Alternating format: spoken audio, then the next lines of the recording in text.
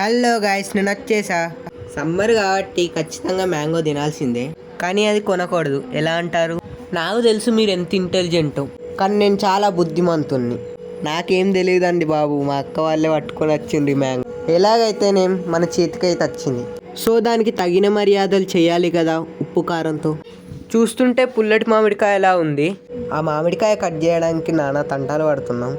ఆహా, నోట్లో నీళ్ళు ఉరుతున్నాయండి బాబు స్మెల్కే. ఇక ఉప్పు కారం దట్టించి ఆస్వాదించడమే. మీకు కూడా తినాలనిపిస్తుంది కదా, నేనైతే ఆగలేకపోతున్నా అసలు. త్వరగా కారం జల్లివంటే ఆర్టిస్టులా ఆర్టులు వేస్తుంది మా అక్క.